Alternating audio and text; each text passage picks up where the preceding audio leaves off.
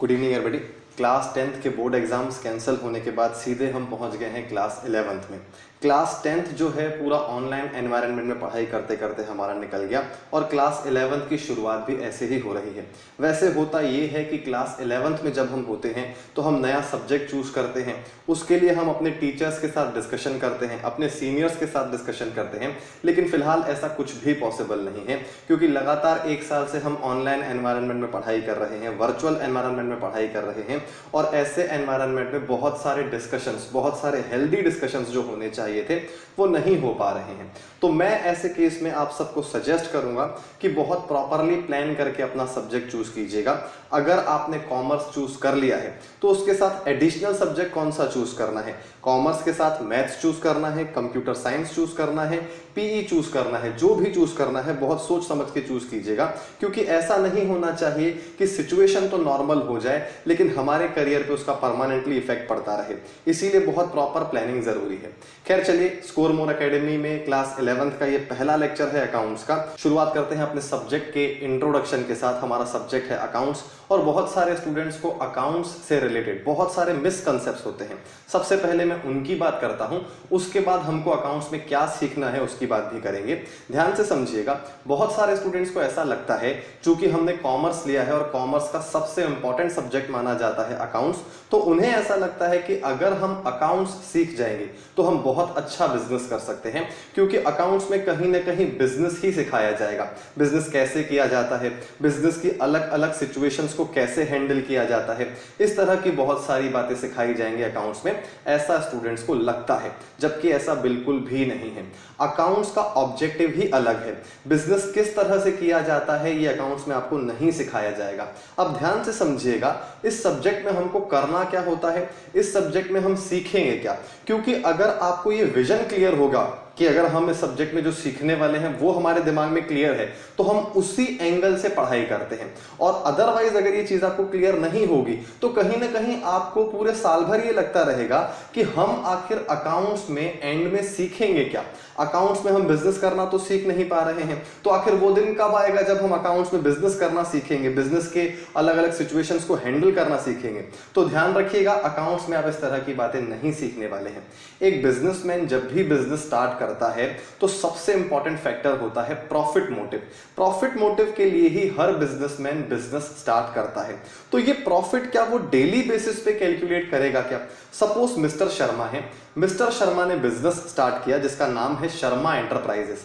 अब शर्मा एंटरप्राइजेस जो मिस्टर शर्मा ने स्टार्ट किया है वो प्रॉफिट ऑब्जेक्टिव से ही स्टार्ट किया होगा, तो वो प्रॉफिट आखिर कब कैलकुलेट होगा। हर ट्रांजैक्शन के बाद क्या मिस्टर शर्मा अपना प्रॉफिट कैलकुलेट करते रहेंगे क्या। जैसे फॉर एग्जांपल उन्होंने गुड्स खरीदे और फिर थोड़े थोड़े करके गुड्स वो बेचना चालू करेंगे, तो जैसे ही गुड्स बेचते हैं इमीडिएटली अपना प्रॉफिट कैलकुलेट करते हैं और डायरी में लिखते जाते हैं। कुछ इस तरह से वो अपना प्रॉफिट कैलकुलेट करेंगे क्या। तो देखिए, एक ट्रांजैक्शन से प्रॉफिट निकालना बहुत आसान है। शर्मा जी ने सपोज 100 रुपए के गुड्स खरीदे और उन गुड्स को 110 रुपए में बेच दिया, तो 10 रुपए का प्रॉफिट। ये बोलने में बहुत इजी लग रहा है लेकिन प्रैक्टिकली सोच के देखिए, एक दुकानदार जब अपनी बिजनेस चलाता है, जब दुकान चलाता है, तो वो एक ही दिन में न जाने कितने ट्रांजैक्शंस करता है। वो कई बार गुड्स खरीदता है, अलग अलग सप्लायर से वो गुड्स खरीदता है और फिर अलग अलग कस्टमर्स को वो गुड्स बेचता भी है और अलग अलग प्राइजेस पे बेचता है। कोई अच्छे कस्टमर्स होते हैं तो उनको थोड़ा बहुत डिस्काउंट दे दिया जाता है, कुछ ऐसे कस्टमर्स होते हैं जिनको हम हायर वैल्यू पे गुड्स बेचते हैं। तो ऐसे केस में शर्मा जी हर ट्रांजैक्शन के बाद तो प्रॉफिट कैलकुलेट नहीं कर सकते। तो फिर आखिर बिजनेस में प्रॉफिट कब कैलकुलेट किया जाता है।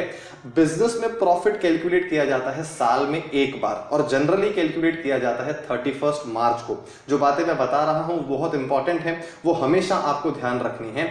जनरली देखिए, जैसे हमारा एकेडमिक ईयर होता है, एक तो होता है हमारा कैलेंडर ईयर जो 1 जनवरी से शुरू हो जाता है, 31 दिसंबर तक चलता है, फिर नया साल शुरू हो जाता है।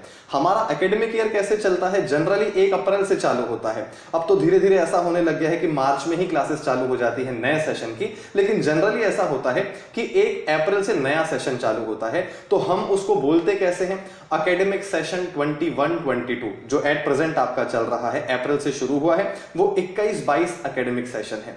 वैसे ही जब हम बिजनेस में प्रॉफिट कैलकुलेट कैलकुलेशन की बात करते हैं तो कभी भी जनवरी टू दिसंबर ईयर नहीं लेते हैं, हम हमेशा ईयर लेते हैं अप्रैल टू मार्च। अगेन जैसे हम एकेडमिकली सेशन लेते हैं वैसे ही अकाउंटिंग ईयर का भी एक कंसेप्ट होता है। अकाउंटिंग ईयर का मतलब होता है 1 अप्रैल से जो पीरियड स्टार्ट हुआ 31 मार्च नेक्स्ट ईयर तक जाएगा। इस पूरे एक साल का प्रॉफिट जो है वो हम 31 मार्च को कैलकुलेट करते हैं और ऐसा लगभग सारे बिजनेसमैन ही करते हैं। ये एक स्टैंडर्ड तरीका है प्रॉफिट कैलकुलेशन का। इसके एक्सेप्शन भी हैं, हम चाहें तो अपना प्रॉफिट वैसे तो कभी भी कैलकुलेट कर सकते हैं, लेकिन जो स्टैंडर्ड तरीका है मैं उसकी बात बता रहा हूं। जनरली पूरे साल भर में प्रॉफिट कैलकुलेट नहीं किया जाता है, साल में केवल एक बार 31 मार्च को प्रॉफिट कैलकुलेट किया जाता है। लेकिन क्या अगर साल में केवल एक बार प्रॉफिट कैलकुलेट करना है तो क्या हम साल भर कोई तैयारी नहीं करेंगे क्या? अगर हमको फाइनल एग्जाम मार्च में देना होता है तो क्या हम सीधे मार्च में फाइनल एग्जाम देते हैं? क्या पूरा साल भर पढ़ाई नहीं करते हैं क्या? ऑफ कोर्स हम पूरा साल भर पढ़ाई करते हैं, नोट्स बनाते हैं प्रॉपरली, बीच बीच में हमारे quarterly exam, half yearly exams होते रहते हैं, टेस्ट देते रहते हैं, हमें पता चलता रहता है कि हम सही डायरेक्शन में पढ़ाई कर रहे हैं या नहीं कर रहे हैं। अब समझिए अकाउंटिंग का क्या रोल है। अकाउंटिंग एक ऐसा प्रोसीजर है जिसका अल्टीमेट ऑब्जेक्टिव है 31 मार्च ईयर एंड जब आएगा तो प्रॉफिट कैलकुलेट करना है। अब उस प्रॉफिट के कैलकुलेशन के लिए बहुत सारी तैयारियां करनी होती हैं। जितने भी ट्रांजैक्शंस हम करते हैं, ट्रांजैक्शंस का क्या मीनिंग है बहुत इंपॉर्टेंट है समझना, जिसको मैं बाद में लूंगा।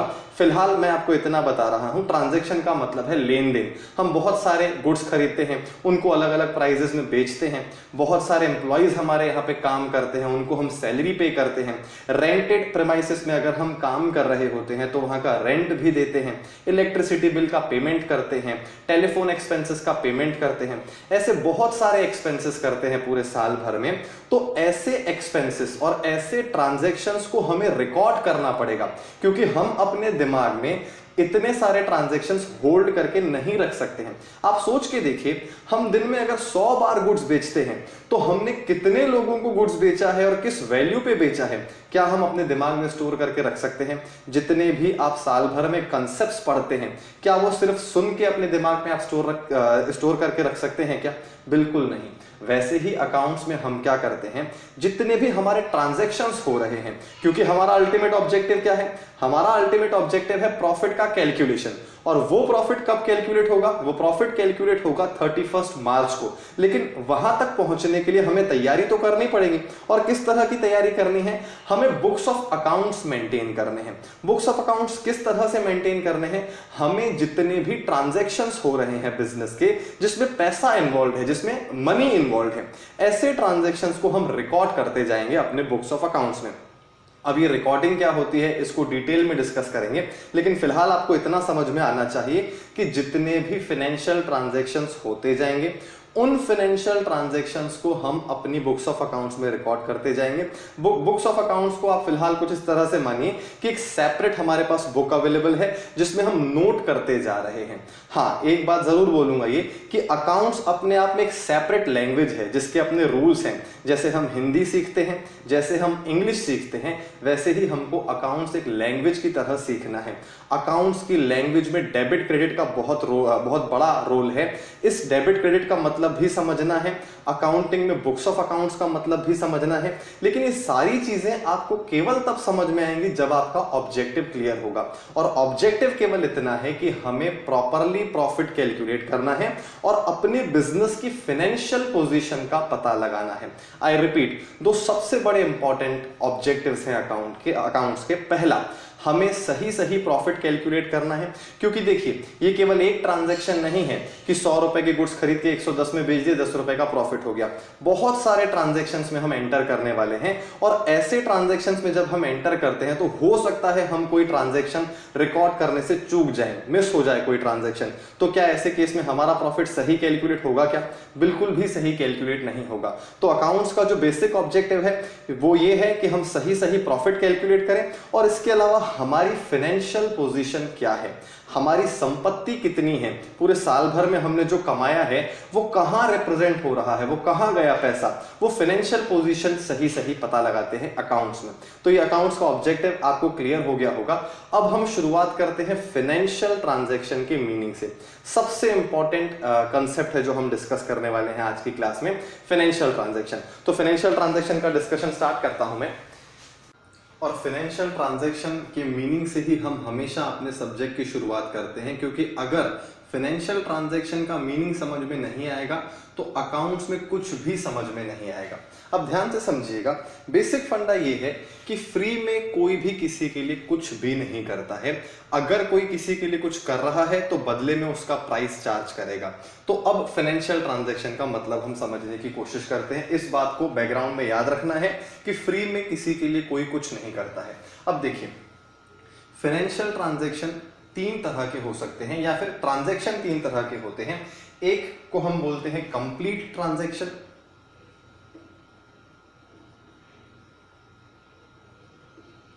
दूसरा है इनकम्प्लीट ट्रांजैक्शन,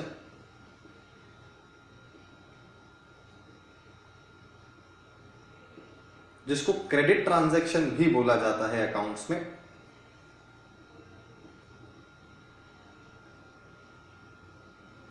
और तीसरा एक्चुअली ट्रांजैक्शन है ही नहीं, वो एक कंफ्यूजन है। देखा जाए तो ट्रांजैक्शन दो ही प्रकार के होते हैं, लेकिन इसको भी समझना पड़ेगा ताकि हमें ये क्लियर हो जाए कि ये जो है वो ट्रांजैक्शन नहीं है। तीसरी कैटेगरी है जिसको मैं बोलूंगा नो ट्रांजैक्शन। और क्यों समझना है फाइनेंशियल ट्रांजैक्शन का मीनिंग? क्योंकि हमने अभी अभी बात की कि अकाउंट्स का जो बेसिक ऑब्जेक्टिव है वो है प्रॉफिट का कैलकुलेशन।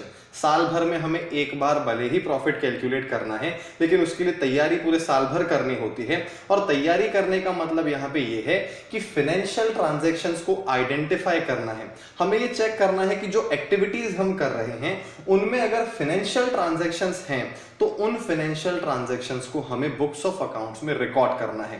बुक्स ऑफ अकाउंट्स में रिकॉर्ड करना है मतलब सेपरेटली रिकॉर्ड करना है। तो ऐसे केस में कंप्लीट ट्रांजैक्शन का क्या मतलब है, इनकम्प्लीट ट्रांजैक्शन का क्या मतलब है, और कौन सी ऐसी एक्टिविटीज हैं जिनको ट्रांजैक्शन नहीं माना जाएगा, पहले इसको समझने की कोशिश करते हैं। देखिए, ट्रांजैक्शन तब होगा जब एटलीस्ट दो पार्टीज इन्वॉल्व होंगी। सपोज दो पार्टीज हैं ए और बी, और जैसा कि मैंने अभी अभी आपको बताया कि बिजनेस में कोई भी फ्री में किसी के लिए कुछ नहीं करता है। अगर ए अपनी सर्विसेज बी को देगा या फिर ए बी के लिए कुछ करेगा तो बदले में बी को भी उसका पेमेंट करना पड़ेगा, या फिर बी को भी ए के लिए कुछ ना कुछ करना पड़ेगा। मतलब दो पार्टीज इन्वॉल्व हैं और दोनों को एक दूसरे के लिए कुछ ना कुछ करना है, कोई ना कोई सर्विस देनी है या फिर गुड्स देने हैं, तभी जाके वो ट्रांजैक्शन जो है वो कंप्लीट ट्रांजैक्शन माना जाएगा। तो ऐसे केस में अगर दोनों पार्टीज अपना अपना काम इमीडिएटली कर रही हैं तो उसको कंप्लीट ट्रांजैक्शन माना जाएगा। मैं बहुत सिंपल सा एग्जांपल देता हूं। ए ने बी को गुड्स दिए, बी एक कस्टमर है, बी गया ए के पास गुड्स खरीदे, ए ने इमीडिएटली गुड्स दे दिए। ए ने बी के लिए क्या किया, ए ने बी को गुड्स दिए, ए का काम खत्म हुआ, बदले में बी ने पैसे दिए। तो ऐसे केस में ए का काम था गुड्स सप्लाई करना, उसने अपना काम कर दिया। बी का काम है पैसे देना, बी ने पैसे दे दिए। ये ट्रांजैक्शन कंप्लीट ट्रांजैक्शन माना जाएगा। पहली बात तो ये फाइनेंशियल ट्रांजैक्शन है क्योंकि मनी इन्वॉल्व है, पैसा इन्वॉल्व होना कंपलसरी है, उसके बिना फाइनेंशियल ट्रांजैक्शन हो ही नहीं सकता। और ऐसे केस में यहाँ पे जो दोनों पार्टीज इन्वॉल्व हैं दोनों ने अपना अपना काम कर लिया है, तो ऐसे केस में इसको एक कंप्लीट ट्रांजैक्शन माना जाएगा। मेरे ख्याल से ये बात आपको समझ में आ रही होगी। इसी का एक और एग्जांपल देता हूं। सपोज एक्स और वाई, एक्स जो है वो वाई का एम्प्लॉय है, वाई बिजनेसमैन है और एक्स है एम्प्लॉय। अब एक्स ने अपनी सर्विसेज दी वाई को, क्योंकि एक्स एम्प्लॉय है तो वो ऑफिस में काम करेगा। एक्स ने अपनी सर्विसेज वाई को दी और वाई ने बदले में एक्स को सैलरी दी, सैलरी का पेमेंट किया। तो ये क्या एक ट्रांजैक्शन माना जाएगा क्या? बिल्कुल, ये भी एक फाइनेंशियल ट्रांजैक्शन माना जाएगा, कंप्लीट ट्रांजैक्शन माना जाएगा। क्यों कंप्लीट ट्रांजैक्शन बोल रहे हैं यहाँ पे इसको? क्योंकि एक्स का काम था सर्विस देना, उसने सर्विस दे दी।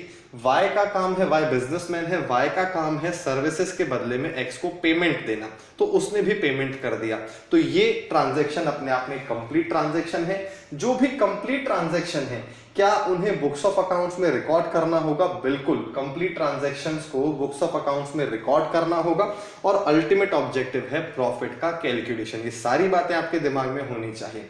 अब हम बात करते हैं इनकम्प्लीट ट्रांजैक्शन की, फिर आ जाएंगे नो ट्रांजैक्शन पे। अब देखिए, इनकम्प्लीट ट्रांजैक्शन मतलब वो होता है, मैंने अभी अभी आपको बताया कि दो पार्टीज एटलीस्ट इन्वॉल्व होनी चाहिए। अब अगर एक पार्टी अपना काम कर दे और दूसरी पार्टी बोले कि मैं अपना काम बाद में करूंगा, जैसे कि सपोज ए ने गुड्स बेचे बी को, पर बी ने बोला यार पैसे नहीं है, मैं पैसे तुमको बाद में दे दूंगा, तो ऐसे केस में दोनों पार्टीज को कुछ ना कुछ करना था एक दूसरे के लिए, लेकिन एक पार्टी ने तो अपना काम कर दिया, दूसरी पार्टी ने अभी तक अपना काम नहीं किया है। चाहे वो कोई भी पार्टी हो, अगर दो पार्टीज हैं, दो पार्टीज तो होंगी ही होंगी, अगर दोनों ने अपना अपना काम पूरा कंप्लीट कर लिया है तो उसे हम कंप्लीट ट्रांजैक्शन बोलेंगे। अगर दोनों पार्टीज ने अपना काम कंप्लीट नहीं किया है, एक का काम पेंडिंग है, तो ऐसे केस में हम उसे इनकम्प्लीट ट्रांजैक्शन बोलेंगे। पर याद रखिएगा, इनकम्प्लीट ट्रांजैक्शन का मतलब वो होता है जहां पे एक पार्टी ने एटलीस्ट दूसरे के लिए कुछ ना कुछ काम किया हो। इनकम्प्लीट ट्रांजैक्शंस को हम क्रेडिट ट्रांजैक्शंस भी बोलते हैं, उधार वाले ट्रांजैक्शंस भी बोलते हैं। अब ये क्या है, बहुत सिंपल सा एग्जांपल है। जब हमने गुड्स बेचे और बदले में कस्टमर ने हमें पैसे नहीं दिए, टाइमली पैसे नहीं दिए, उसने बोला कि वो 1 महीने बाद आके पेमेंट करेगा, तो ऐसे केस में क्या वो क्रेडिट ट्रांजैक्शन हो गया क्या? बिल्कुल वो क्रेडिट ट्रांजैक्शन हो गया। जैसे ही एक पार्टी ने अपना काम किया, वो ट्रांजैक्शन तो हो गया। अगर दोनों पार्टी अपना अपना काम कर लेती तो वो एक कंप्लीट ट्रांजैक्शन हो जाता, लेकिन एक पार्टी ने अपना काम किया है और दूसरी पार्टी ने अभी तक अपना काम नहीं किया है, इसीलिए वो इनकम्प्लीट ट्रांजैक्शन माना जाएगा। तो फिर नो ट्रांजैक्शन किसको बोलेंगे? जहां पे दोनों पार्टीज ने केवल बात की है, ना तो पहली पार्टी ने दूसरी के लिए कुछ किया है और ना ही दूसरी पार्टी ने पहली के लिए कुछ किया है। मैं एक सिंपल सा एग्जांपल देता हूं। सपोज ए और बी मिले एक पार्टी में। ए ने बोला यार बी, तुम्हारे पास एक जमीन है जिसकी वैल्यू लगभग 10 लाख रुपए है, वो जमीन मुझे चाहिए। बी ने बोला ठीक है, वो जमीन मैं तुमको बेच दूंगा।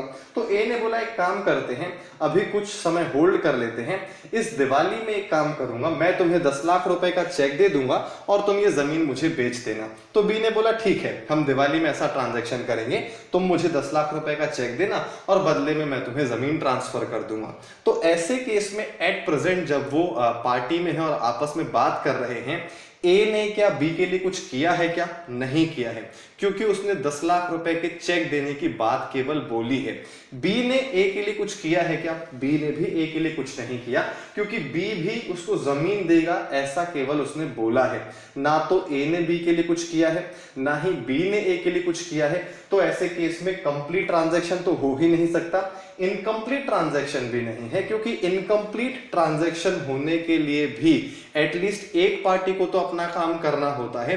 भले एक पार्टी अपना पूरा काम ना करे, लेकिन एटलीस्ट काम की शुरुआत तो करे। इस बात का मीनिंग भी आपको समझ में आएगा।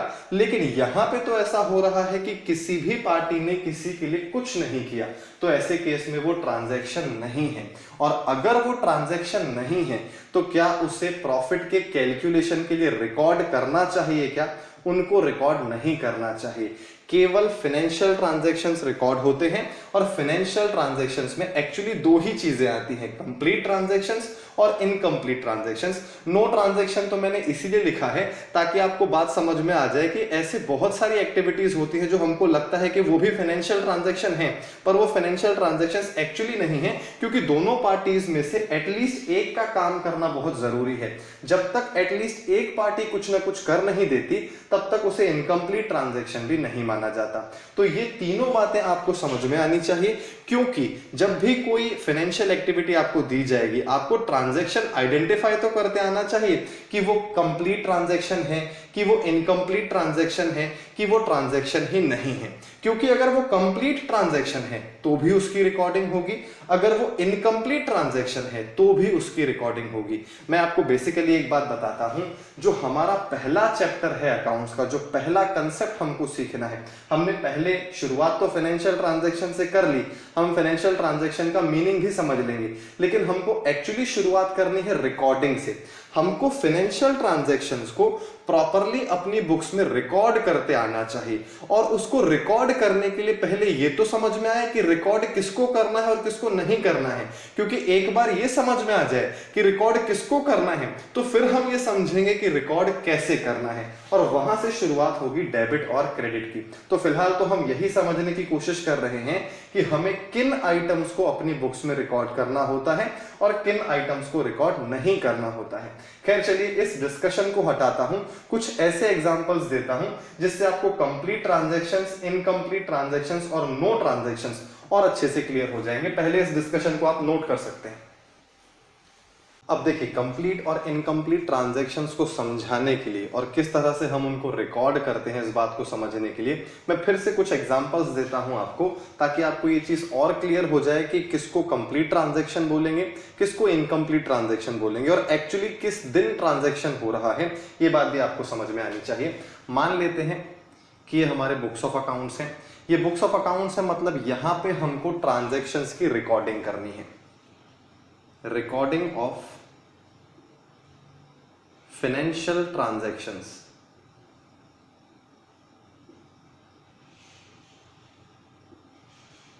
इसी को पहला स्टेप बोला जाता है अकाउंटिंग का। हमारा सब्जेक्ट अकाउंट्स है, अकाउंट्स का ऑब्जेक्टिव है प्रॉफिट कैलकुलेशन, और प्रॉफिट कैलकुलेशन की शुरुआत होगी रिकॉर्डिंग ऑफ फाइनेंशियल ट्रांजैक्शन से। जिस तरह से आपका अल्टीमेट ऑब्जेक्टिव होता है फाइनल एग्जाम्स की तैयारी करना, शुरुआत कहां से करते हैं? शुरुआत करते हैं हम क्लास अटेंड करने से। क्लास अटेंड करते हैं, फिर उस क्लास के नोट्स बनाते हैं, फिर रेगुलर बेसिस पे टेस्ट होते हैं हमारे, ताकि हम अपना असेसमेंट कर पाएं। तो ऐसे करके स्टेप बाय स्टेप हम अपने ऑब्जेक्टिव की तरफ आगे बढ़ते हैं। वैसे ही यहाँ पे हमारा अल्टीमेट ऑब्जेक्टिव प्रॉफिट कैलकुलेशन है, लेकिन शुरुआत हो रही है रिकॉर्डिंग ऑफ फाइनेंशियल ट्रांजैक्शन से। अब ये रिकॉर्डिंग कैसे होगी उसकी बात हम बाद में करेंगे, लेकिन फिर से हम कंप्लीट और इनकम्प्लीट ट्रांजैक्शंस को समझने की कोशिश करते हैं और डेट वाइज समझने की कोशिश करते हैं। अब देखिए, सपोज साल की शुरुआत मैंने अभी अभी आपको बताया कि 1 अप्रैल को होती है। 1 अप्रैल 2021 नया अकाउंटिंग ईयर शुरू हुआ। अब आप कॉमर्स के स्टूडेंट हैं, आपको ये बात समझ में आनी चाहिए कि 1 अप्रैल से ही हमेशा हमारा अकाउंटिंग ईयर शुरू होता है, हमारा फाइनेंशियल ईयर शुरू होता है।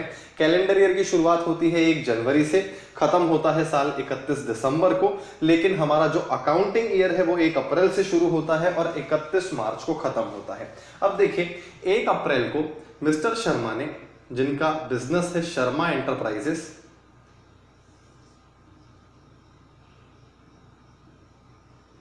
इन्होंने डिसाइड किया कि ये एक प्रेमाइसिस, जिसको बिल्डिंग भी बोलते हैं हम, एक बिल्डिंग को रेंट पे लेंगे और उस रेंटल बिल्डिंग में ये अपना काम करेंगे। तो इन्होंने डिस्कशन किया मिस्टर वर्मा के साथ। मिस्टर वर्मा के पास एक बिल्डिंग खाली पड़ी हुई है और वो रेंट पे देना चाहते हैं। तो ऐसे केस में मिस्टर शर्मा जो हैं वो शर्मा एंटरप्राइजेस के बिहाफ पे, याद रखिएगा एक चीज, एक खास बात जो मैं आपको बताना भूल गया, कि हमें हमेशा, अब चूंकि हम कॉमर्स के स्टूडेंट हैं तो सारे के सारे पैसे वाले ट्रांजैक्शंस तो हमारे दिमाग में आने ही चाहिए। इसके अलावा हमको एक और बहुत इंपॉर्टेंट बात याद रखनी है कि हमें हमेशा बिजनेस के एंगल से सोचना है, और बिजनेस और बिजनेसमैन दोनों अलग अलग हैं। इस कंसेप्ट को मैं फिर से क्लास में डिस्कस करूंगा, बहुत डिटेल में डिस्कस करूंगा, लेकिन फिलहाल आप इसको शॉर्ट में समझ लीजिए कि मिस्टर शर्मा एक अलग एंटिटी है, शर्मा एंटरप्राइजेस जो उसका बिजनेस है वो एक सेपरेट अलग एंटिटी है। तो ऐसे केस में शर्मा एंटरप्राइजेस के बिहाफ पे मिस्टर शर्मा जो हैं वो मिस्टर वर्मा से मिलने गए हैं। तो ऐसे केस में अल्टीमेट, अब यहाँ पे ऑब्जेक्टिव ये है कि शर्मा एंटरप्राइजेस को बिल्डिंग चाहिए किराए पे। तो इन दोनों की मीटिंग हुई, 1 अप्रैल को मीटिंग हुई, ये डिसाइड हुआ कि जो ये बिल्डिंग है इसको किराए पे दिया जाएगा। मिस्टर वर्मा जो है वो रेंट चार्ज करेंगे, मंथली रेंट फिक्स हुआ 10,000 रुपए। 10,000 पर मंथ। ये डिसाइड हुआ कि शर्मा एंटरप्राइजेस जो है वो इस बिल्डिंग में रह के अपना काम करेंगे और मिस्टर वर्मा को हर महीने 10,000 रुपए मिलेंगे और एक महीने के बीच में कभी भी मिस्टर वर्मा रेंट नहीं मांग सकते हैं और ना ही शर्मा एंटरप्राइजेस को महीने के बीच में कभी रेंट देने की जरूरत पड़ेगी। पूरा महीना सर्विस मिलेगी, मतलब ये है कि वो आप अपनी बिल्डिंग में काम कर सकते हो, उसके बाद जैसे ही महीना खत्म होगा आपको रेंट पे करना पड़ेगा। और ये सारी चीजें जो है वो एग्रीमेंट में लिख दी गई। एक एग्रीमेंट बनाया गया शर्मा एंटरप्राइजेस और मिस्टर वर्मा के बीच में और वो एग्रीमेंट बनवाया गया है 1 अप्रैल 2021 को। अब मुद्दे की बात यह है कि जैसे ही उन्होंने एग्रीमेंट बनवाया, क्या उन दोनों के बीच में कोई फाइनेंशियल ट्रांजैक्शन हुआ क्या? किन दोनों के बीच में? शर्मा एंटरप्राइजेस एक अलग एंटिटी है और मिस्टर वर्मा एक अलग एंटिटी है। दो पर्संस, दो एंटिटीज इन्वॉल्व हैं, दो एंटिटीज होने ही चाहिए हर ट्रांजैक्शन में। तो ऐसे केस में आपको यह सोचना है कि जैसे ही उन्होंने एग्रीमेंट बनवाया, एग्रीमेंट में यह लिखवाया कि शर्मा एंटरप्राइजेस बिल्डिंग को यूज करेगी, मिस्टर वर्मा को हर महीने 10,000 रुपए का किराया मिलेगा और ये सारी बातें एक एग्रीमेंट में नोट करवा दी गई। तो जैसे ही वो एग्रीमेंट बना, क्या कोई फाइनेंशियल ट्रांजैक्शन हुआ?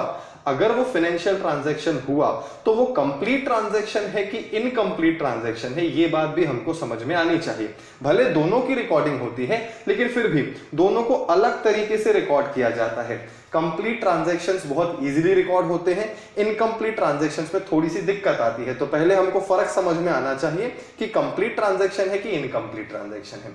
अब समझिएगा मेरी बात को ध्यान से, एग्रीमेंट बनवा लेना अपने आप में कोई ट्रांजैक्शन नहीं होता। आई रिपीट, सिर्फ एग्रीमेंट बन गया। उस एग्रीमेंट में क्या लिखवाया है इन्होंने कि शर्मा एंटरप्राइजेस बिल्डिंग को यूज करेंगे, मिस्टर वर्मा को 10,000 रुपए का रेंट मिलेगा। तो एट प्रेजेंट देखा जाए तो शर्मा एंटरप्राइजेस ने बिल्डिंग को यूज नहीं किया है, मिस्टर वर्मा को अभी तक किराया नहीं मिला है। मैंने आपको ट्रांजैक्शन की मीनिंग क्या बताई थी? ट्रांजैक्शन की मीनिंग मैंने आपको यह बताई थी कि जब एटलीस्ट एक पार्टी दूसरी पार्टी के लिए काम कर लेती है तो हम उसको ट्रांजैक्शन बोल सकते हैं, पर वो भी इनकम्प्लीट ट्रांजैक्शन। और कंप्लीट ट्रांजैक्शन वो होगा जिसमें दोनों पार्टीज ने एक दूसरे के लिए काम कर लिया हो। तो यहां पे एग्रीमेंट बना है, एग्रीमेंट में सिर्फ ये लिखा है कि शर्मा एंटरप्राइजेस को किराए पे बिल्डिंग मिली है, वो बिल्डिंग को यूज करेंगे, अभी किया नहीं है, यूज करेंगे। देन उसके बाद मिस्टर वर्मा को किराया मिलेगा, अभी मिला नहीं है, किराया भी मिलेगा मंथ एंड पे। तो ऐसे केस में जब शर्मा एंटरप्राइजेस ने मिस्टर वर्मा के लिए कुछ नहीं किया, मिस्टर वर्मा ने शर्मा एंटरप्राइजेस के लिए कुछ नहीं किया, तो ऐसे केस में ट्रांजैक्शन हुआ ही कहां? तो अब सोचने वाली बात यह है कि क्या 1 अप्रैल को रिकॉर्डिंग करनी पड़ेगी क्या? The answer is no. 1 अप्रैल को कोई रिकॉर्डिंग नहीं करनी पड़ेगी क्योंकि कोई फाइनेंशियल ट्रांजैक्शन नहीं हुआ है। अब और आगे की बात करते हैं। अब 1 अप्रैल को ये एग्रीमेंट साइन हो गया, इन दोनों ने साइन किया। उसके बाद 30 अप्रैल 30 अप्रैल जो कंडीशन थी कि हर महीने के बेसिस पर रेंट मिलेगा मिस्टर वर्मा को, 30 अप्रैल के दिन क्या हुआ? शर्मा एंटरप्राइजेस ने रेंट भेजा मिस्टर वर्मा को 10,000 रुपए, रेंट का पेमेंट कर दिया। अब 1 महीना निकल चुका है और जो एग्जैक्ट डेट है 30 अप्रैल, लास्ट डेट मंथ की, उसी दिन शर्मा एंटरप्राइजेस ने मिस्टर वर्मा को किराए का पेमेंट कर दिया। अब मुद्दे की बात यह है कि क्या शर्मा एंटरप्राइजेस ने अपना काम कर लिया है क्या? The answer is yes. उनका काम क्या था? उन्हें रेंट का पेमेंट करना था हर महीने के एंड पे, और वो शर्मा एंटरप्राइजेस ने किया है। मिस्टर वर्मा का क्या काम था? मिस्टर वर्मा का काम था कि पूरा महीना उन्हें वो बिल्डिंग यूज करने देंगे। क्या मिस्टर वर्मा ने उन्हें बिल्डिंग यूज करने दिया? बिल्कुल दिया। शर्मा एंटरप्राइजेस ने किराया दिया है तो बिल्डिंग में वो किराए से रह ही रहे होंगे, ये बात समझ में आ रही होगी। किराए से रह रहे हैं मतलब किराए से अपना बिजनेस कर रहे हैं। तो ऐसे केस में क्या मिस्टर शर्मा ने अपना काम कर लिया है क्या? बिल्कुल कर लिया है। सॉरी, शर्मा एंटरप्राइजेस ने अपना काम कर लिया है क्या? बिल्कुल कर लिया है। मिस्टर वर्मा ने अपना काम कर लिया है क्या? बिल्कुल कर लिया है। दोनों पार्टीज ने अपना अपना काम कर लिया है। ये एक कंप्लीट फाइनेंशियल ट्रांजैक्शन है, ये बात आपको समझ में आनी चाहिए। 1 अप्रैल को कोई ट्रांजैक्शन नहीं हुआ था, लेकिन 30 अप्रैल को ट्रांजैक्शन हुआ है और वो एक कंप्लीट ट्रांजैक्शन है। तो क्या यहाँ पे 30 अप्रैल को रिकॉर्डिंग करनी होगी क्या? द आंसर इज यस, 30 अप्रैल को रिकॉर्डिंग करनी होगी। तो मैं यहाँ पे जहाँ पे रिकॉर्डिंग लिखा हुआ है यहाँ पे लिख देता हूं 30 अप्रैल को रिकॉर्डिंग होगी, या इनफैक्ट पहले लिखता हूं 1 अप्रैल को रिकॉर्डिंग नहीं होगी, 30 अप्रैल को रिकॉर्डिंग होगी। और यहां पे जो ट्रांजैक्शन है वो कंप्लीट ट्रांजैक्शन है, और 1 अप्रैल को तो केवल एग्रीमेंट बनवाया गया था, कोई ट्रांजैक्शन ही नहीं हुआ था। तो मेरे ख्याल से ये एग्जांपल आपको प्रॉपरली क्लियर हो गया होगा। इसको और आगे बढ़ाते हैं। 31 मई। अब चूंकि ऐसा तो है नहीं कि एग्रीमेंट जो बनवाया गया था वो केवल 1 महीने के लिए बनवाया गया होगा। एग्रीमेंट बनवाते हैं तो वो कम से कम 11 महीने का एग्रीमेंट बनता है। खैर ये बात आपको याद रखने की जरूरत नहीं है, आपको तो एग्जाम्पल अच्छे से समझ में आना चाहिए। तो ऐसे केस में 30 अप्रैल को जैसे ही 10,000 रुपए का किराया दिया तो एक ट्रांजेक्शन कंप्लीट हो गया। अब नया महीना चालू हुआ, नए महीने में फिर से शर्मा एंटरप्राइजेस ने बिल्डिंग को यूज किया, जैसे यूज कर रहे थे वैसे ही यूज करते चले गए। 31 मई को 10,000 रुपए का किराया पे नहीं किया। मिस्टर वर्मा का फोन आया, शर्मा जी ने बोला कि हमारे पास एट प्रेजेंट अमाउंट अवेलेबल नहीं है, लॉकडाउन की वजह से हमारे पास पैसे की शॉर्टेज है और हम आपको ये किराया दे जरूर देंगे। हमने आपकी बिल्डिंग को यूज किया है तो हमको किराया तो देना ही पड़ेगा, लेकिन फिलहाल हमारे पास पैसे अवेलेबल नहीं है, हम कुछ ही दिनों में आपका पेमेंट कर देंगे। अब एग्रीमेंट के एंगल से सोच के बताइए, क्योंकि देखिए यहां पे लीगली चीजें आपको समझ में आनी चाहिए। लीगली बात करते हैं, क्या मिस्टर वर्मा ने अपना काम कर लिया है क्या? मिस्टर वर्मा का क्या काम था? मिस्टर वर्मा का काम था कि वो अपनी बिल्डिंग को यूज करने के लिए देंगे। क्या उन्होंने पूरा मई का महीना, क्योंकि मंथली बेसिस पे चल रहा था सब, तो हम मंथली बेसिस की ही बात करते हैं, हम डेली बेसिस की बात नहीं करेंगे कि 1 तारीख को दिया कि नहीं दिया, 2 तारीख को बिल्डिंग यूज करने दी कि नहीं दी, क्योंकि उन्होंने जो रेंट डिसाइड किया था वो हर महीने का डिसाइड किया था। तो एटलीस्ट महीना भर उनको सर्विस तो दीजिए, महीना भर उनको बिल्डिंग यूज तो करने दीजिए, उसके बाद तो किराया लेंगे। तो ऐसे केस में मिस्टर वर्मा ने तो अपना काम पूरा कर लिया। कैसे पूरा कर लिया? मिस्टर वर्मा ने पूरा मई का महीना उन्हें अपनी बिल्डिंग यूज करने के लिए दी। ऐसे केस में मिस्टर वर्मा का काम कंप्लीट हो चुका है। पर क्या शर्मा एंटरप्राइजेस ने 31 मई को अपना काम पूरा किया क्या? The answer is no. एक पार्टी ने अपना काम पूरा कर लिया है। ये काफी सारे स्टूडेंट्स को अभी एग्जाम्पल में दे रहा हूं तो बात समझ में आती है, लेकिन फाइनली जब हम रिकॉर्डिंग सीखते हैं तो उनको समझ में नहीं आता। ध्यान से समझिएगा, मिस्टर वर्मा ने अपना काम कर लिया क्योंकि जैसे ही उन्होंने 31 मई तक उससे बिल्डिंग यूज करने दिया उसका काम पूरा हो गया। उसको अलग से कुछ गुड्स नहीं सप्लाई करने थे, अलग से कोई सर्विस नहीं देनी थी, वो अपनी बिल्डिंग उनको यूज करने दे रहा है, यही उसका काम है। जैसे ही बिल्डिंग यूज हो गई पूरे 1 महीने, उसका काम खत्म हुआ। ऐसे केस में शर्मा एंटरप्राइजेस ने अभी तक अपना काम नहीं किया है, और अगर अभी तक अपना काम नहीं किया है तो ऐसे केस में क्या ये ट्रांजैक्शन है क्या? द आंसर इज यस, ये ट्रांजैक्शन है, लेकिन ये इनकम्प्लीट ट्रांजैक्शन है क्योंकि मिस्टर वर्मा की तरफ से काम पूरा हो चुका है, लेकिन शर्मा एंटरप्राइजेस की तरफ से काम अभी भी बाकी है। हमको तो शर्मा एंटरप्राइजेस के एंगल से सोचना है, लेकिन शर्मा एंटरप्राइजेस के एंगल से सोचें या फिर मिस्टर वर्मा के एंगल से सोचें, किसी के भी एंगल से सोचें, अगर दोनों में से किसी भी एक पार्टी का काम करना अभी बाकी है तो हम उसे इनकम्प्लीट ट्रांजैक्शन ही बोलेंगे। अब अगर हम शर्मा एंटरप्राइजेस के एंगल से सोचते हैं तो भी ये इनकम्प्लीट ट्रांजैक्शन है, मिस्टर वर्मा के एंगल से सोचते हैं तो भी ये इनकम्प्लीट ट्रांजैक्शन ही है, क्योंकि मिस्टर वर्मा ने भले अपना काम कर लिया है लेकिन जिस पार्टी के साथ वो डील कर रहे हैं उसने तो अभी तक अपना काम नहीं किया। तो एक अगर कोई ट्रांजैक्शन इनकम्प्लीट होता है तो वो दोनों पार्टीज के लिए इनकम्प्लीट होता है, भले वो एक साइड से इनकम्प्लीट है। हमें मालूम है मिस्टर वर्मा ने काम पूरा कर लिया है, लेकिन मिस्टर वर्मा की बुक्स में भी वो इनकम्प्लीट ट्रांजैक्शन की तरह ही रिकॉर्ड होगा। और इसी बात को मैं और अच्छे से समझाना चाहता हूं। देखिए, अब मैंने आपको सबसे पहले समझाया कंप्लीट ट्रांजैक्शंस, ये बात आपको समझ में आ गई होगी। उसके बाद मैंने आपको बताया इनकम्प्लीट ट्रांजैक्शंस, जिसको हम क्रेडिट ट्रांजैक्शन बोलते हैं। क्रेडिट ट्रांजैक्शंस में एक्चुअली दो टाइप के ट्रांजैक्शंस होते हैं। अब ये बात आज वाली क्लास की लास्ट इंपॉर्टेंट बात है, इसके बाद हम अपनी क्लास को कंक्लूड करेंगे। क्योंकि पहला दिन है, मैं नहीं चाहता कि हम कंसेप्चुअली किसी पॉइंट में अटक जाएं, पहले ही दिन से हमको समझ में आना बंद हो जाए। तो धीरे धीरे करके हम आगे बढ़ेंगे, लेकिन अगर इस तरह से आपको सारी बातें समझ में आएंगी तो आपको अकाउंट्स में मजा भी आएगा और आपका स्कोर भी अच्छा होगा। आपको मैंने मार्क्स के बारे में नहीं बताया है, कितने मार्क्स की थ्योरी है, कितने मार्क्स के प्रैक्टिकल है, मैंने आपको कुछ भी नहीं बताया है। ये सारी बातें भी मुझे बतानी है। लेकिन देखिए, एक ऐसा सब्जेक्ट, पहली बात तो आपके लिए सब्जेक्ट बिल्कुल नया है, आपके लिए फील्ड बिल्कुल नई है। तो ऐसे केस में हम सबसे पहले सब्जेक्ट के बारे में समझें तो सही, उसके बाद हम न्यूमेरिकल्स की बात करेंगे, थ्योरी की बात करेंगे, बहुत डिटेल में सारी चीजों की बात करेंगे। लेकिन पहले हमको थोड़ा बहुत अकाउंट्स का तो नॉलेज हो कि हम अकाउंट्स में क्या सीख रहे हैं। जब तक उसका नॉलेज नहीं होगा तब तक किसी भी बात को समझने में आपको दिक्कत ही आएगी। अब देखिए, इनकम्प्लीट ट्रांजैक्शन दो टाइप के होते हैं। ट्रांजैक्शन पहले तो दो हो गए, कंप्लीट और इनकम्प्लीट। अब इनकम्प्लीट में भी दो टाइप के ट्रांजैक्शन कौन से हैं? एक है राइट टू रिसीव और दूसरा है ड्यूटी टू पे। ये दोनों लीगल वर्ड्स हैं, और अगर ये दोनों लीगल वर्ड्स आपको समझ में आ गए आज, मतलब आपकी क्लास आपने सक्सेसफुली अटेंड कर ली, ट्रांजैक्शन का मतलब समझ में आ गया, अच्छी बात है।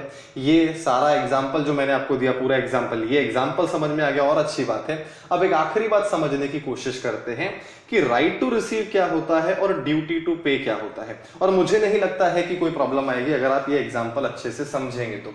अब जो ये ट्रांजैक्शन इनकम्प्लीट है, इनकम्प्लीट अगर कोई ट्रांजैक्शन होगा तो इन दोनों में से कुछ ना कुछ तो जरूर होगा।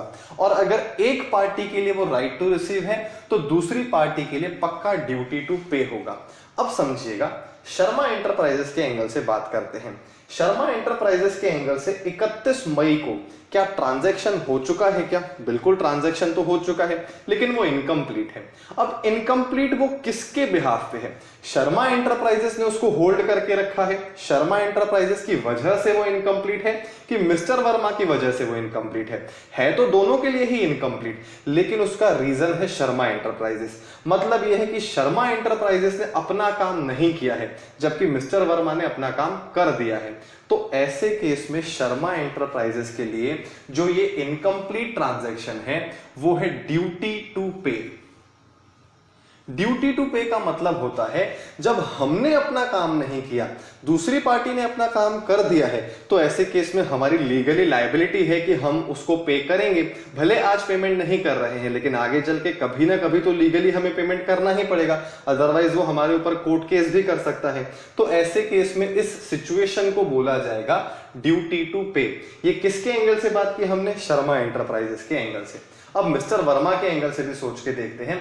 मिस्टर वर्मा के एंगल से ये 31 मई वाला जो ट्रांजैक्शन है, क्या ये एक फाइनेंशियल ट्रांजैक्शन है? क्या बिल्कुल ये एक फाइनेंशियल ट्रांजैक्शन है। क्या ये इनकम्प्लीट है? बिल्कुल इनकम्प्लीट है।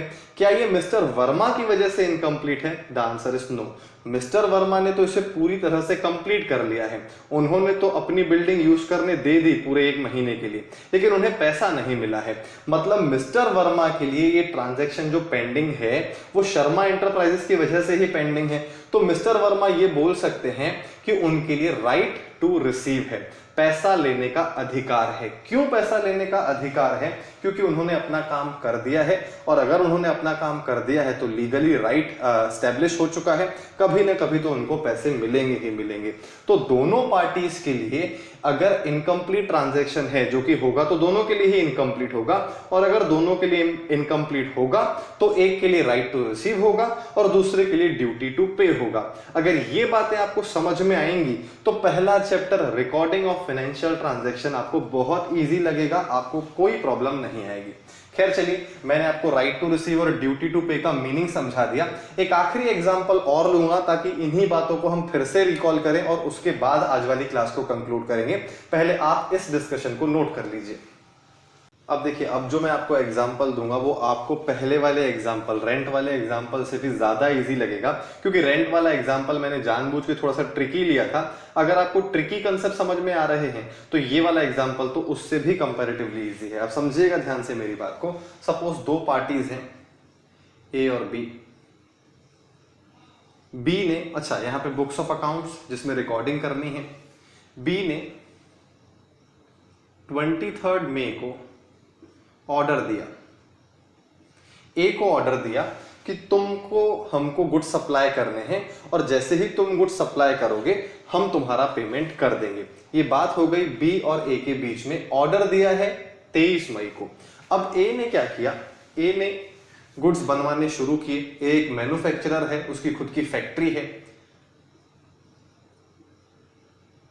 गुड्स मैन्युफैक्चर हो गए और मैन्युफैक्चरिंग की फाइनल डेट है 31 मई। 31 मई को गुड्स बन के रेडी हो गए। समझिएगा ध्यान से, जब बी ने ए को ऑर्डर दिया था तब बी ने ए के लिए कुछ नहीं किया था और ना ही ए ने बी के लिए कुछ किया था। तो ऐसे केस में 23 मई को रिकॉर्डिंग नहीं हो सकती क्योंकि कोई फाइनेंशियल ट्रांजैक्शन नहीं है। फिर बात करते हैं 31 मई की।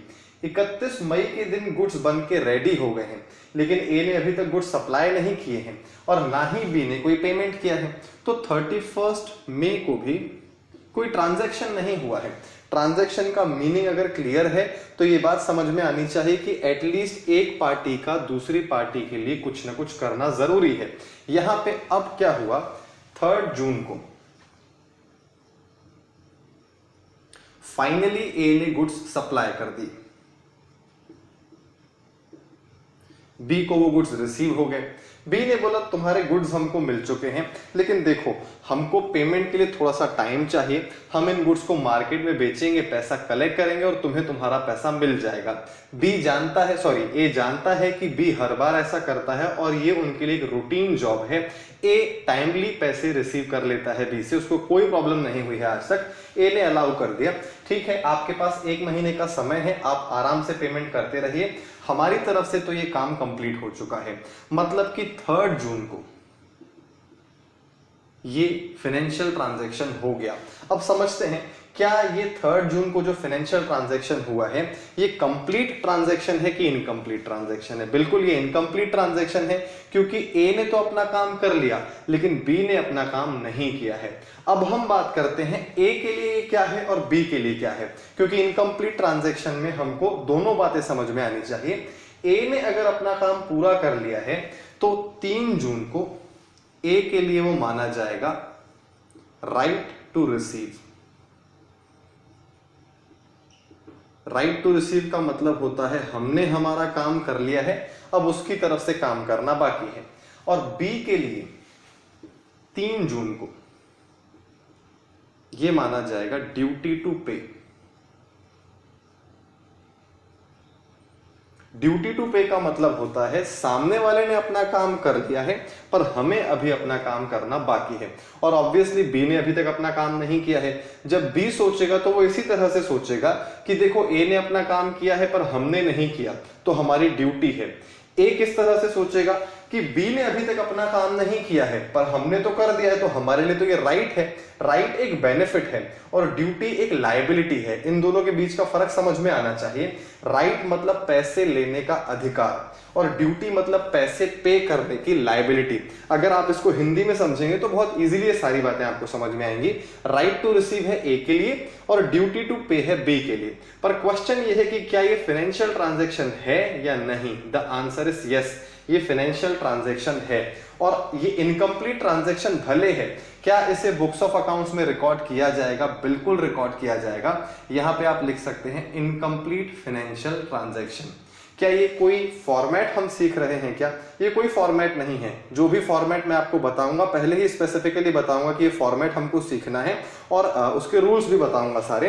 ये तो हम सिंपली ट्रांजैक्शन को समझने की कोशिश कर रहे हैं। ये मैंने इसलिए लिखा है यहाँ पे ताकि किस चीज को रिकॉर्ड करना है किस चीज को रिकॉर्ड नहीं करना है ये आपको समझ में आना चाहिए। देखिए बी ने ऑर्डर दिया, देखा जाए तो कहीं ना कहीं बिजनेस एक्टिविटी है ना ऑर्डर देना भी, पर हर बिजनेस एक्टिविटी जो है वो फाइनेंशियल ट्रांजैक्शन नहीं है। फाइनेंशियल ट्रांजैक्शन के लिए किसी न किसी का काम करना जरूरी है।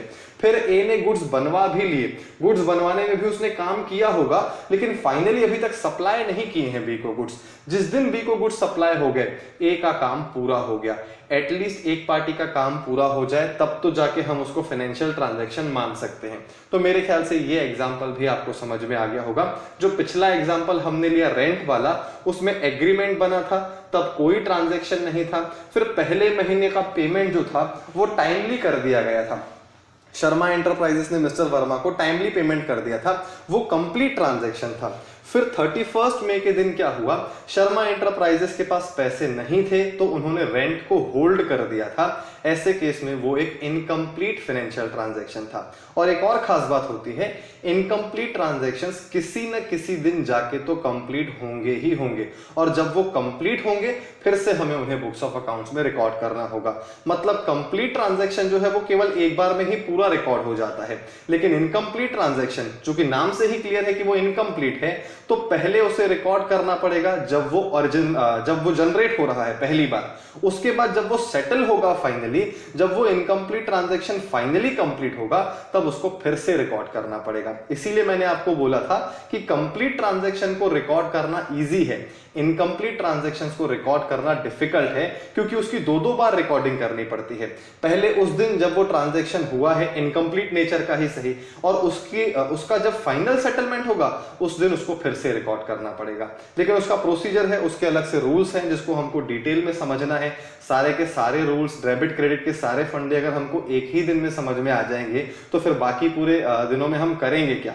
तो मेरे ख्याल से ये एग्जांपल आपको समझ में आ गया होगा। इसको प्रॉपरली आप अपनी नोटबुक में नोट कर लीजिए, फिर आज की क्लास को कंक्लूड करते हैं।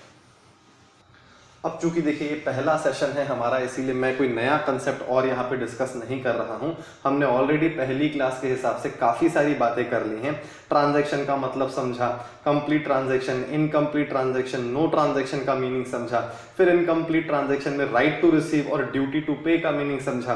ये सारी बातें अगर आपको समझ में आ जाती हैं तो देखा जाए तो आपका यहाँ पे क्लास अटेंड करना सक्सेसफुल रहा। अब देखिए स्टार्टिंग की जो कुछ क्लासेस हैं, 4 से 5 क्लासेस जो हैं वो इसी तरह से आपको अटेंड करनी है। जूम ऐप के थ्रू हम पढ़ाई नहीं करने वाले हैं, क्योंकि वहां पे होता यह है कि अगर किसी स्टूडेंट को कोई टाइमली अटेंड नहीं कर पाता है तो उसकी क्लास मिस हो जाती है, या फिर ऐसा भी होता है कि अगर किसी स्टूडेंट को एक बार में पूरा लेक्चर समझ में नहीं आया तो वो दूसरी बार अटेंड नहीं कर सकता है। लेकिन वर्चुअल क्लास का ये सबसे बड़ा बेनिफिट है कि अगर आपको लेक्चर एक बार में नहीं समझ में आ रहा है तो आप फिर से देख सकते हैं, 2 बार में नहीं समझ में आ रहा है तो आप तीसरी बार देख सकते हैं। एटलीस्ट आपके पास कंटेंट अवेलेबल होगा तो आप घर बैठे बैठे अच्छे से सारी चीजें सीख सकते हैं। इसी ऑब्जेक्टिव के साथ हम वर्चुअल क्लासेस लगाते हैं, लाइव क्लासेस नहीं लगाते हैं। खैर चलिए, आज वाली क्लास को तो यहीं कंक्लूड करना पड़ेगा। जो नेक्स्ट क्लासेस आपकी 5 डेमो क्लासेस के बाद लगेंगी वो आपकी सेपरेट ऐप के थ्रू लगेंगी, और उसकी जानकारी मैं आपको अलग से दूंगा। उसकी पूरी इंफॉर्मेशन आपको मिल जाएगी। वो ऐप आपको कैसे यूज करना है, आपको कैसे डाउनलोड करना है। डाउनलोड तो बहुत सिंपली आप कर सकते हैं गूगल प्ले स्टोर से। उसके बाद उसे कैसे यूज करना है, उस ऐप में मैं सारे स्टूडेंट्स को ऐड करूंगा, उसके बाद ही वो वहां पे वीडियो लेक्चर्स देख पाएंगे। और वीडियो लेक्चर्स के साथ साथ अब आप टाइमली क्लासेस देख रहे हैं कि नहीं देख रहे हैं, आप घर पे पढ़ाई कर रहे हैं कि नहीं कर रहे हैं, इसके लिए मैं आपको क्वेश्चंस देता रहूंगा। वो क्वेश्चंस आप सॉल्व करके मुझे पीडीएफ बना के भेज सकते हैं या फिर इमेज फॉर्मेट में भेज सकते हैं, और वो भी आपके पास ऐप में ही ऑप्शन रहेगा। उसी ऐप के थ्रू आप अपने आंसर सबमिट कर सकते हैं। लेकिन ये सब कुछ होगा डेमो क्लासेस के बाद। जब तक डेमो क्लासेस चल रही हैं तब तक आपको केवल क्लासेस टाइमली अटेंड करनी है, क्योंकि मैं चाहता हूं कि 11th में आप पहुंच चुके हैं, नेक्स्ट ईयर आप सीनियर मोस्ट हो जाएंगे, तो ऐसे केस में किसी को भी फोर्सफुली पढ़ाना पॉसिबल नहीं है। लाइव क्लासेस के थ्रू भी मैं चाहूं तो आपको फोर्सफुली नहीं पढ़ा सकता हूं, आपके पेरेंट्स भी चाहेंगे तो आपको फोर्सफुली नहीं पढ़ा पाएंगे। अगर आप अपनी इच्छा से पढ़ना चाहते हैं तो ही ये क्लास आपके लिए बेनिफिशियल है। तो 5 दिन का जो ये समय है ये केवल इस बात को जज करने के लिए है कि आपको चीजें समझ में आ रही हैं कि नहीं आ रही हैं, ताकि ये डिसीजन ले पाए कि आपको कंटिन्यू करना है कि नहीं करना है। तो इसीलिए टाइमली क्लासेस अटेंड कीजिए। क्लासेस के बाद अपना फीडबैक जरूर दीजिए कि आपको सारे कंसेप्ट जो मैंने क्लास में कवर किए वो समझ में आए कि नहीं आए, क्योंकि अगर समझ में नहीं आएंगे तो मैं कोशिश करूंगा और बेहतर तरीके से आपको नेक्स्ट क्लास में समझाने की कोशिश करूं। उसके बाद जैसे ही हमारी मेन क्लासेस ऐप के थ्रू स्टार्ट हो जाएंगी तो फिर हम होमवर्क की भी बात करेंगे, क्लास वर्क की भी बात करेंगे, क्वेश्चंस भी आपको सेपरेट प्रोवाइड किए जाएंगे और उनके आंसर्स भी आपको सबमिट करने होंगे। खैर चलिए, आज वाली क्लास को यहीं कंक्लूड करते हैं, कल कंटिन्यू करेंगे आगे। Thank you so much.